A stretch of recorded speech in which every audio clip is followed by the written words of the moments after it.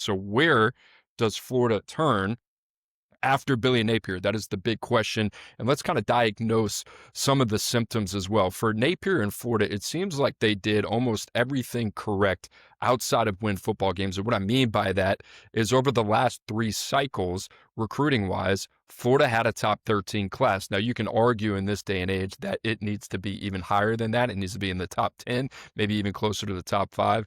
And I wouldn't push back on that whatsoever. But in terms of the infrastructure and the process, systems, and checks and balances that Billy Napier brought to Gainesville from day one, upgrading what was a pretty archaic process or lack of process in place from his predecessor and Dan Mullen, Florida fans got to thank Billy Napier for that. And I know that sounds a little crazy and a little bit of counterintuitive, but it sets up the next coach exceptionally well because Florida is so invested in their infrastructure and their support staff and what they have with Katie Turner and what she's done from an on-campus standpoint. Jacob LaFrance will more than likely not be there, but in terms of what he's done overseeing the high school side for the Florida Gators over the last couple of years, this is a team that's extremely talented, just could not get it to translate on the field, right? And you look at Florida in terms of the roster makeup, this is a team that's almost built 80% through the high school ranks, only 20%, a little over 20%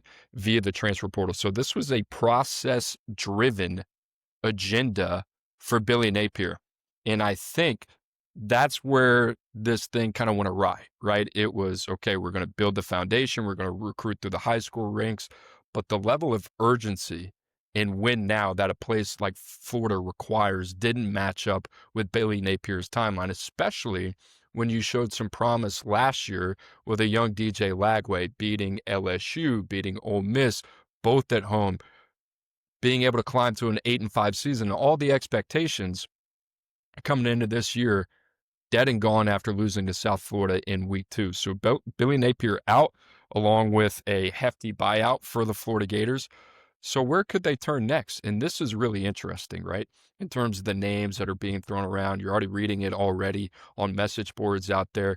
Favorite time of the year for some people out there. And it's a lot of fun, quite honestly, even though people are losing their jobs, to speculate. Here's where I'm at. I'm going to give you a couple names, but it really boils down to 2 of them. I think this comes down to Lane Kiffin, head coach at Ole Miss, and Eli Drinkwitz, head coach at Missouri, because Florida, to me, the systematic problem is they're missing swag and they're missing confidence and they're missing offensive prowess, right? In this day and age of college football, it's less about the process and the CEO, which is really Billy Napier, and it's more becoming a lot closer to the NFL. Are you coming from the Sean McVay tree? Are you Kevin O'Connell? Are you Zach Taylor? Are you one of those guys, right? Are you going to be one of those offensive play callers who has the quarterback that can get the most out of them? And week to week, how do you give your team the best opportunity to win?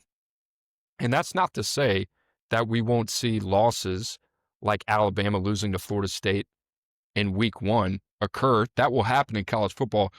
But coaches now are being compensated for their ability to develop their team week to week and put them in the best position to win. That's it. Kalen DeBoer has done a phenomenal job of doing that. Dan Lanning has done a phenomenal job of doing that. Kurt Cignetti, maybe one of the best in the country in doing that. Kirby Smart, we'll talk about the Georgia Bulldogs a little bit later in the show. But that's the job. It's the schematic piece balanced with the checks and balances of talent identification and talent acquisition. And then it's the psychological piece of it as well. Okay, when things don't go your way, if you're Miami, you lose to Louisville on a Friday night, you have all these expectations. Can you bounce back? It's a week-to-week job. How do we let the losses not compound on us, right? And for Florida, that's exactly what happened. 3-4 on the season. They beat Mississippi State.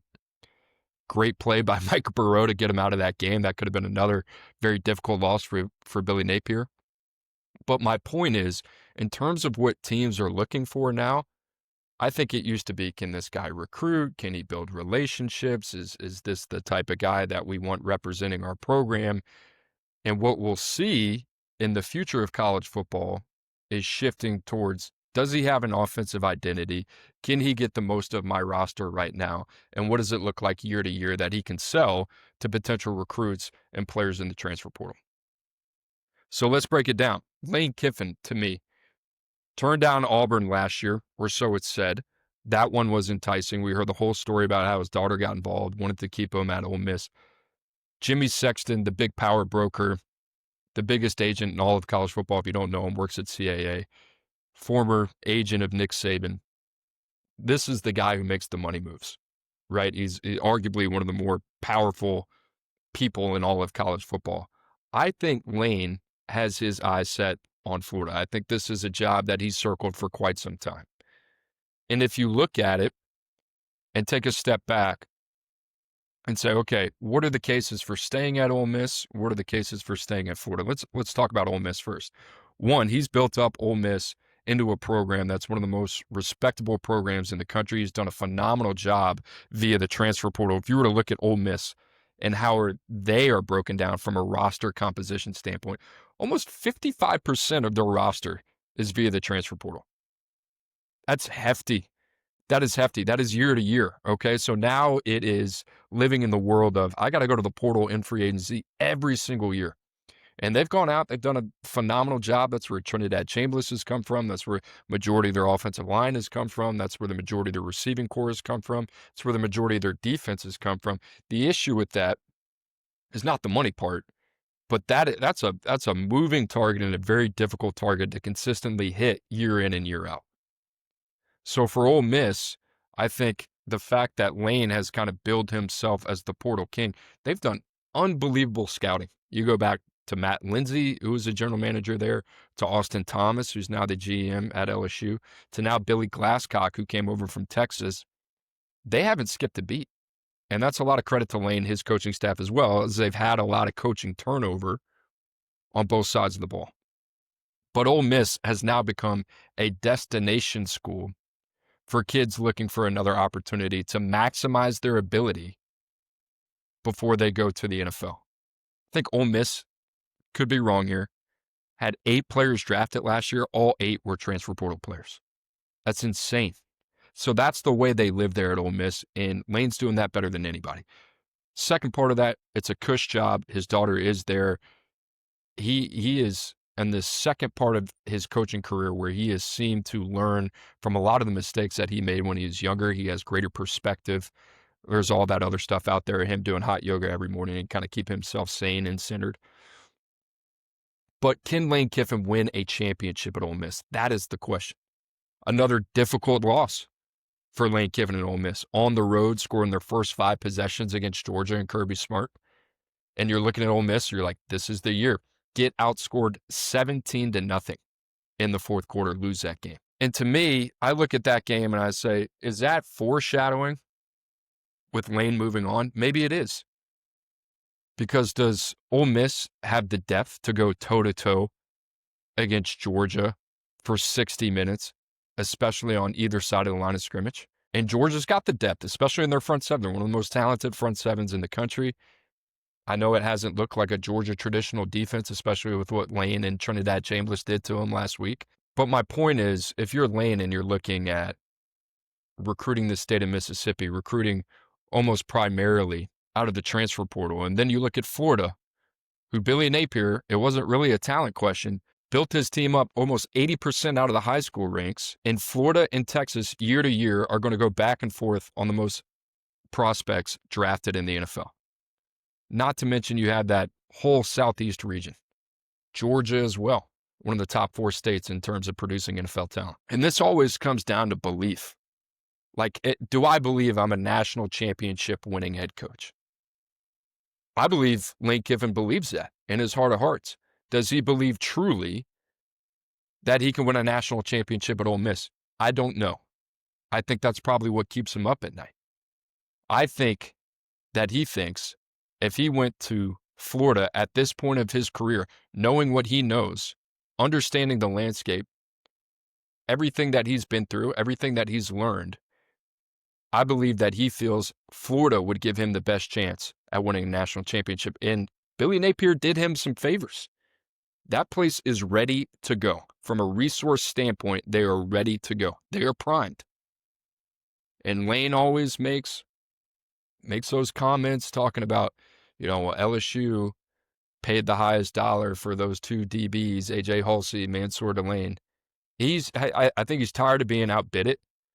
Ole Miss has done a phenomenal job. They have given him everything that you could possibly ask for and more. I think they're going to continue to pursue him to try to keep him home. But this is Lane Kiffin or bust for Florida. And I believe that. And I think Lane, in my heart of hearts, knows that this is the train he has to hop on now at age 50 and go. And let's give it 10 years, and I can set this thing up. The other guy is Eli Drinkwitz, who oddly enough has the same exact roster composition as Ole Miss. 55% transfers, 45% high school. Missouri's done an unbelievable job, comparable to Ole Miss, giving Eli Drinkwitz everything that he could possibly imagine. He stays there long enough to probably build a statue of him. He's done a good job in the state of Missouri. You think about guys like Williams Winery, even though he's off in Nebraska. Luther Burden, probably a better example. What they've done via the transfer portal. Bo Pribula, Ahmad Hardy, their offensive line, Caden Green, Keegan Trost, Kevin Coleman. They've done a phenomenal job. And that's kind of the new age of college football. It's kind of a year-to-year thing. How do you bridge that short-term with that long-term expectation? But every year, we got to be competitive.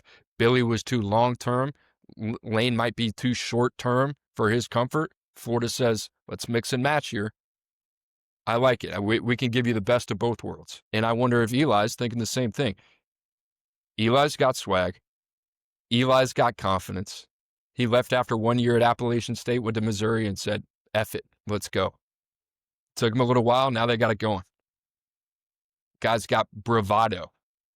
So if I'm Florida, I'm starting with those two guys because they hired Billy Napier out of the Sun Belt. That's why they call him Sun Belt Billy. Now they're saying, we want a guy that's been there, done that in this conference, understands this conference, and offensively gives us some juice because defensively, Florida hadn't been bad under Ron Roberts.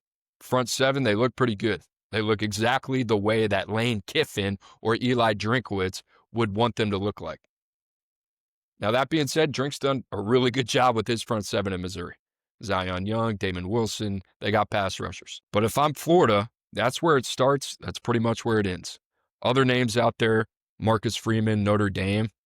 Call him for sure. Feel it out. Young, superstar, dynamic, but guess what?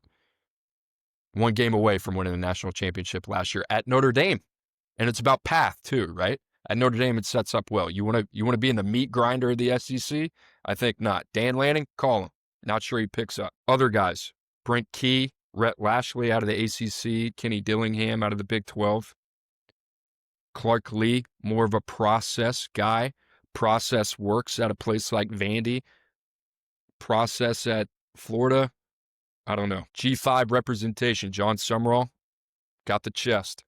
Alex Golish, got the chest. Other names have been, will be thrown around. Urban Meyer, John Gruden, James Franklin. James Franklin's come up a little bit. I think recency bias comes into this. I don't think he's hireable at Florida.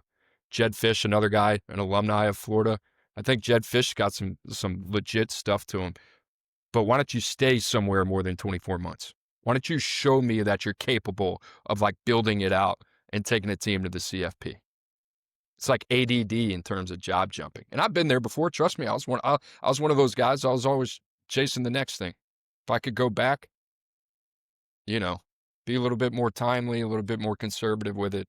Make sure you're at the right spot. Last thing on this, Florida cannot afford to miss. And I expect them, the same AD who hired Billy Napier, to have an exact opposite reaction of what he did when he hired Billy all those years ago.